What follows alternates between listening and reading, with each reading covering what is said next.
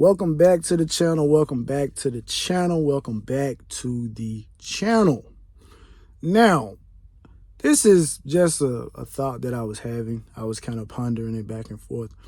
I said, man, is there a way that after this particular year, can TVD or even Jake, if they both opt to stay, which probably is very slim to none, but let's just hypothetically speak, is there something that they can pull up from a mental fortitude standpoint and say, look, that's not who I am. That's not me. That quarterback that you saw on the field, that's not me. Can they pull something up out of themselves and look like the player that we thought they would be when they were recruited? Now, obviously, again, it goes back to that potential and ceiling conversation where we as fans put these different types of expectations on players. We think they should be this and be that. And I know some people talked about from a mental aspect that, Tyler Van Dyke was the guy that came in off the bench and he goes from zero to hero, like instantly, overnight, and coming into this year, you have a situation where you have NIL deals. You are looked at as one of the top quarterbacks in all of college football, right? And from a mental standpoint, again, I have to keep going back to this, man, because I'm trying to really get understanding. You have all of this going for you, and you have a coach that comes in and is looking to install an offense that takes the ball out of your hands. So mentally, where do you go from there? Because it's almost like, listen, you don't. I mean, he even said it during, the fall and stuff like this. Spring was saying, like, the receivers have to get better, right? The receivers have to get better. Then obviously as the season goes on, there's a situation where something is leaked about, Josh Gaddis telling TVD, how you expecting to get better with your guys if you don't have their phone numbers, right? And, that makes sense. It does. It does make sense. But again, I'm just trying to figure out whose number didn't he have? Nobody answered that. Whose number did he not have? It's easy to put such a blanket statement out there. And it's easy for people to say that, hey, he only hangs out with X and Mallory and Jake hangs out with everybody else. But what does that matter? I don't think, and again, I have to use the NFL because for the simple fact that these guys are in different, this is the stark difference as far as like the point that I'm trying to elaborate. I don't think Tom Brady and Mike Evans have a lot in common. Obviously, I'm sure they text each other, but my thing is, just because they don't hang out don't mean they can't get on the field and click it up. How much chemistry or how much time did I feel like TVD had with Charleston Rambo last year and Mike Hartley? Because I'm sure if he was hanging out with X and Mallory, he was hanging out with X and Mallory last year. And when the lights lit up, hey, listen, Rambo, you get yours. Hartley, you get yours. Mallory, you get yours. Key, in certain situations, you get yours. I'm just saying from a mental standpoint, because a lot of people cannot handle that type of pressure. And then it's like, all right, it's not working. Now we need to put the ball back in your hands. Because the whole beginning of the season, all we talked about was, well, I didn't talk about that foolishness because I've never been on that train of we're saving the playbook. What are we saving the playbook for? What are we saving it for? Because the way I look at it is like, look, just because you see what I run don't mean you can stop it.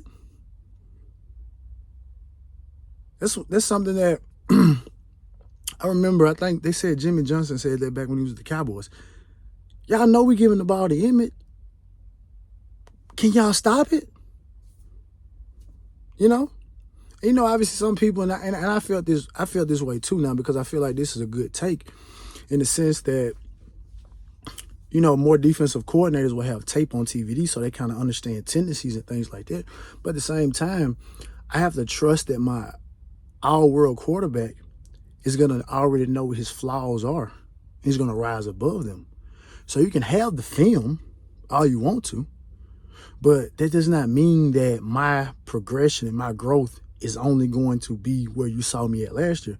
I'm supposed to take it to the next level. But again, like I said, you know, some confidence was killed. It really was. I really feel that way because I don't, again, we're not at practice, but, you know, I trust the eyes of the people that are there. Some guys that I think that are not going to be biased. They're going to keep it a buck. And everybody said, man, TVD looked fantastic.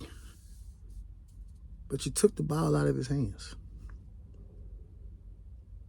I don't understand. I mean, I really don't. I don't understand. How do you just take the ball out of his hands? So then we get to Jake. Jake comes in the Middle Tennessee State game and provides somewhat of a little spark. And then he starts doing what these same set of people that I trust say that he does. He will give the ball away to the other team. Right? And so again, so now that pressure is off of Tyler because Tyler is on the sideline. And so now it's like you're dealing with the pressure of the fan base. Now Jake is in there. And Jake is looking worse than you. Because a quarterback can play bad, but as long as you're not giving the ball away to the other team, you still give your team a chance to win, even though you're struggling. But if you're giving the ball away to the other team and then you're struggling on top of that, that's a double negative. I know they say 2 negatives equal a positive, but not in this situation. Yeah, positive for the other team. Our 2 negatives equal a positive for the other team. And so now his confidence is shot. And I don't think responsible for 5 turnovers against Duke. And we come back out the next game, and it's just we taking the ball out of your hands. And I know we saw the last play of the game. I know a lot of us looked at it and said, man, throw the ball, throw the ball, throw the ball.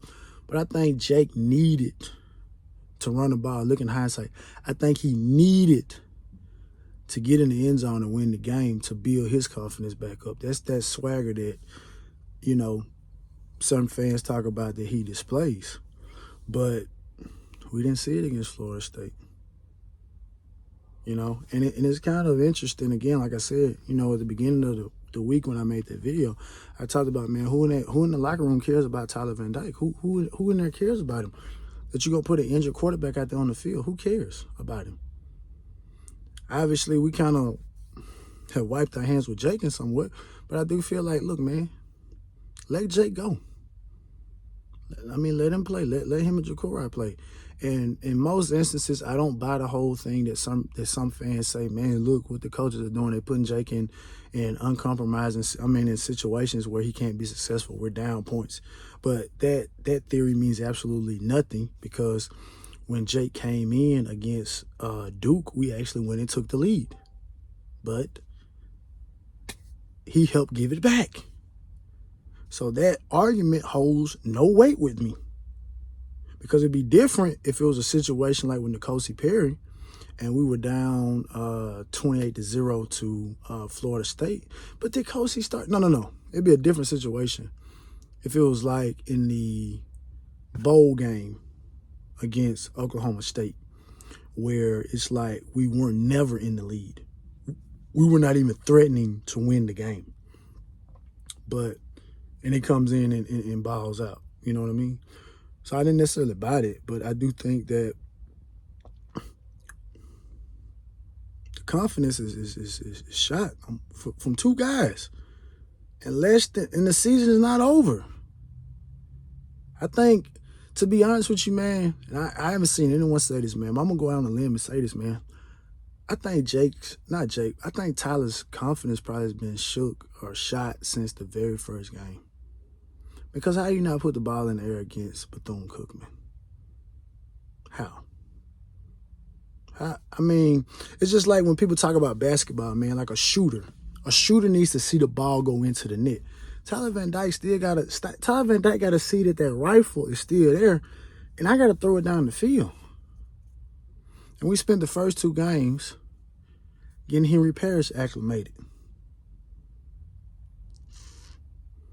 I'm not calling Mario a quarterback killer, but this type of confidence killing type of rollout, it was bad, man.